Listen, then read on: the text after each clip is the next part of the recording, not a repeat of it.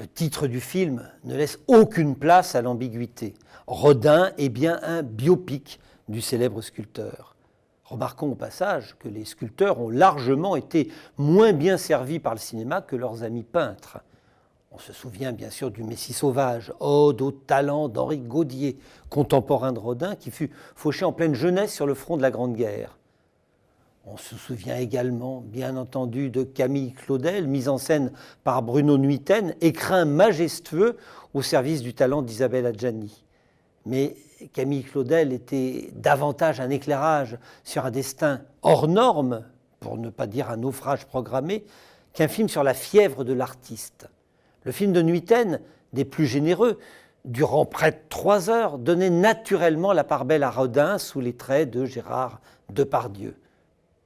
Ici, c'est Vincent Lindon qui lui prête ses traits. Il n'y a d'ailleurs pas de ressemblance particulière entre les deux hommes, Lindon et Rodin, hormis une barbe touffue, et il n'est qu'à revoir les images de l'artiste filmées par Sacha Guitry dans Ceux de chez nous en 1914, 3 ans avant sa mort donc, pour s'en persuader. Mais Lindon fait mieux que ressembler à Rodin. Il l'incarne. Le comédien a d'ailleurs suivi un long stage pour s'approprier les gestes de l'artiste, du moins ceux que l'on imagine, puisqu'aucun document ne rend compte précisément de sa façon de faire. En tout cas, pas le film de Guitry, qui ne dure que quelques minutes, alors que Rodin pouvait mettre des années pour peaufiner une œuvre où l'on voit notre homme travailler au burin. Or, la singularité de Rodin était justement celle de travailler avec les mains, préférant le plus souvent la glaise au marbre, la terre permettant de revenir 100 fois sur le métier avant de décider que le travail était abouti. C'est aussi un peu la façon de faire de Doyon, cinéaste exigeant, connu pour multiplier les prises tant qu'il n'a pas obtenu dans les moindres détails ce qu'il attendait des comédiens. Attente jamais figée, son cinéma étant comme un work in progress qui se construit sous ses yeux et les nôtres.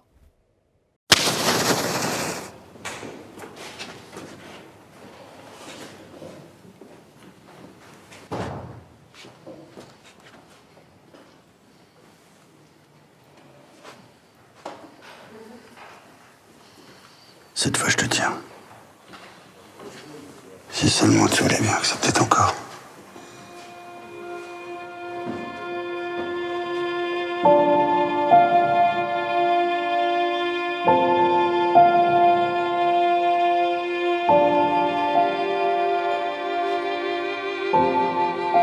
Avant de penser être un artiste, mon ambition, c'était d'abord d'être un bon ouvrier.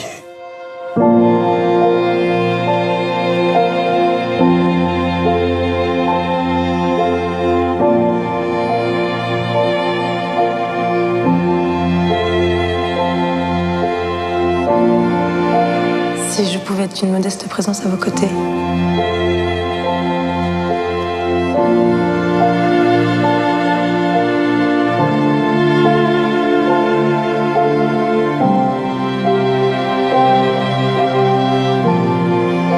C'est toi qui sais depuis le temps que ça dure avec ta Claudel. Je ne cherche pas à plaire. Moi, tout ce que je veux, c'est être vrai. Vous avez provoqué le dernier scandale du siècle.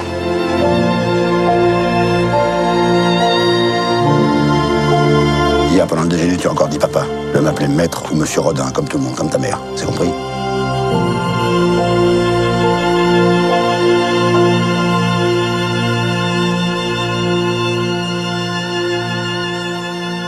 La beauté, on ne la trouve que dans le travail.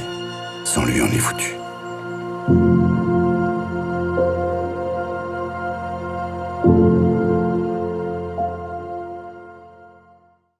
La comparaison de Rodin avec le film de Nuiten est tentante, d'autant que Doyon a jadis travaillé avec celui-ci lorsqu'il était l'un des directeurs de la photo les plus courus du cinéma français.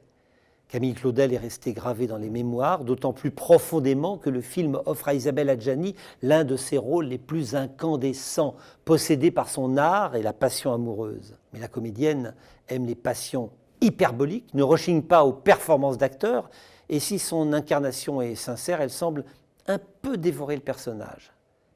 Camille Claudel est un film sur la passion, c'est aussi, comme on le sait, l'histoire d'un naufrage, puisque la jeune femme passera les 30 dernières années de sa vie dans un asile où elle mourra dans l'indigence. Rodin, qui était à la fois son maître, son complice, son amant, apparaît dans le film sous les traits de Gérard Depardieu, un Depardieu massif et sensible à la fois, qui semble profiter du corps et du talent de sa jeune protégée, ils avaient 24 ans d'écart, sans donner beaucoup en échange. C'est une façon de voir, sans doute pour renforcer la figure tragique de la jeune femme, mais elle est sans doute fausse. La relation entre Rodin et Camille Claudel a duré entre 10 et 15 ans et nul doute que chacun y a trouvé son compte. Doyon a donc à dessein choisi de confier le rôle à la très solaire Isia Higelin, soulignant la force de vie de la jeune femme. Le film insiste sur les échanges entre les deux artistes, entre fougue de la création et attirance charnelle. Le geste artistique est d'ailleurs souvent de l'ordre de la sensualité, a fortiori quand on sculpte et que les mains sont un relais permanent avec le monde extérieur. Doyon le confirme en nous montrant Rodin caresser l'écorce d'un arbre. Camille Claudel était d'abord un mélodrame inséré dans une fresque majestueuse sur la France de la fin du XIXe siècle. Le Rodin de Doyon est davantage un acte d'amour envers un artiste et au-delà, la démarche artistique, celle qui brûle et donne un sens à toute une vie. C'est cet engagement qui est ici mis en lumière à travers toutes ces manifestations. Manifestations sociales, l'atelier étant décrit comme un lieu d'échange, mais un lieu hiérarchisé. Rodin était d'ailleurs à la tête de 6 ateliers différents au moment de sa consécration, rien que sur Paris, et ses élèves étaient légion. Se pose dès lors la question de savoir qui appose sa signature sur l'œuvre une fois terminée.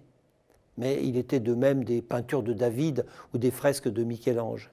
Et aussi, soit dit en passant, de tous les films qui nous sont donnés à voir, d'autant que, nous le savons, tous les cinéastes n'exercent pas toujours leur seule volonté sur le produit fini. Manifestation individuelle aussi au moment de l'inspiration, puis de sa concrétisation, le geste artistique comme pulsion intime et indicible. Doyon retrouve d'une certaine manière ce mystère un peu hypnotique qui irriguait par exemple le Van Gogh de Piala.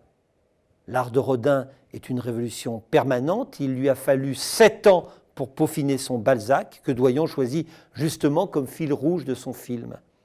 Alors que le grand public connaît sans doute mieux le penseur ou les bourgeois de Calais. Le film nous offre d'assister à toutes les phases d'une création bouillonnante, mais qui va traverser le siècle et conquérir le monde, comme on pourra le constater dans l'épilogue contemporain qui nous montre la statue de Balzac dans un musée japonais. Il est clair qu'il a mis beaucoup de lui-même dans ce film, même s'il s'agit au départ d'une commande pour marquer les 100 ans de la mort du sculpteur. Mais la commande portait sur un documentaire. Doyon a tenté de répondre à la demande, mais c'est très vite rendu à l'évidence. Le signataire du Petit Criminel a besoin de la fiction pour fonctionner. Il a besoin de travailler avec les comédiens et veiller à ce qu'ils incarnent leurs personnages, comme Rodin s'employait à insuffler la vie dans la matière au départ inerte que ses mains pétrissaient. Rodin est un film très personnel de Doyon, un peu en marge de ceux qui l'ont rendu célèbre, creusant toujours le même sillon, celui de ces fameux trafics de sentiments auxquels nous nous livrons en permanence et qui donnent un relief intense et souvent douloureux à nos vies. Des arabesques sentimentales, sans doute ici exacerbées par la dimension artistique que le film explore. C'est d'ailleurs la seconde fois que le cinéaste visite l'histoire. Du fond du cœur avait en son temps raconté les amours de Benjamin Constant et de Madame de Staël. La démarche reste la même, les décors et les costumes sont sans doute inattaquables, mais ils ont l'intelligence de se faire suffisamment discrets pour ne pas détourner le regard de l'essentiel. Rodin est un film d'auteur, qui nous confirme, si besoin était, que Jacques Doyon reste un grand du cinéma français. Son œuvre est belle et ample, qui court sur près de 50 ans. Elle est également des plus cohérentes, qui passe nos sentiments et émotions au scanner pour mieux célébrer le génie de la vie. D'une certaine manière, le film est comme un passage de relais entre 3 arts, entre la littérature et la sculpture, puisque le film insiste sur l'obsession de Rodin à sonder la richesse d'inspiration de Balzac, puis entre la sculpture et le cinéma, Doyon s'emparant à son tour du témoin, notre homme n'a pas à rougir de s'insérer dans une aussi prestigieuse lignée.